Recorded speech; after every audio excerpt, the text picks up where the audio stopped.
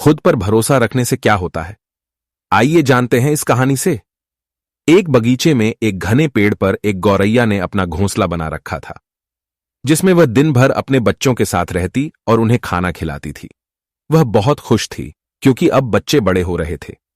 एक दिन गौरैया को उसके बच्चों ने बड़ी परेशानी में बताया, मां, ऐसा लग रहा है कि हमारा घोंसला नष्ट होने वाला है। आज इस बगीचे का मालिक अपने बेटे के साथ यहां आया था और कह रहा था कि अभी फल तोड़ने हैं। उसका बेटा बोला, कल मैं अपने दोस्तों को लेकर आऊंगा और उनकी मदद से मैं इस पेड़ के सारे फल तोड़ डालूंगा।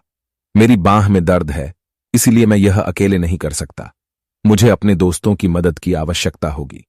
ये सब सुनकर गौरैया ने बच्चों को सांत्वना देते हुए कहा, चिंता मत करो, वह कल अपने दोस्त के साथ यहां नहीं आएगा, न ही फल तोड़ेगा। और फिर सच में ऐसा ही हुआ ना, तो बगीचे का मालिक खुद आया और ना ही उसका कोई दोस्त वहां पहुंचा। कई दिन बीत जाने पर एक दिन वह फिर बगीचे में आया। उस वक्त भी गौरैया अपने बच्चों के साथ नहीं थी। वह पेड़ के नीचे खड़ा हो गया और बोला, मेरे दोस्तों ने अपना वादा पूरा नहीं किया, इसलिए मैं यहां से फल नहीं तोड़ सका, लेकिन कल मैं जरूर करूंगा, यह वादा है। यह बात बच्चों ने गौरैया को बताई तो वह लापरवाही से बोली, बच्चों चिंता मत करो, क्योंकि न तो वह खुद आएगा और न तो बगीचे का मालिक और न ही उसका कोई दोस्त वहां आएगा।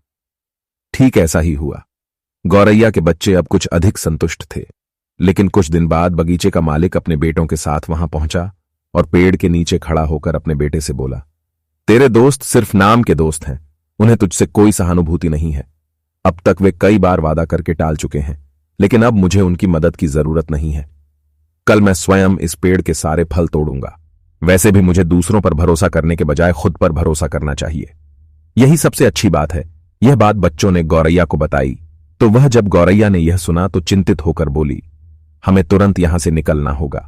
जब तक बगीचे का मालिक दूसरों पर भरोसा कर रहा था, तब तक उसका काम ठीक से नहीं चल रहा था, लेकिन आज उसने खुद पर भरोसा करके खुद ही फल तोड़ने का फैसला किया है, इसलिए वह निश्चित रूप से सफल होगा। इसलिए अब हमें यहां से जाना होगा। फिर वह अपने बच्चों को लेकर उड़ गई।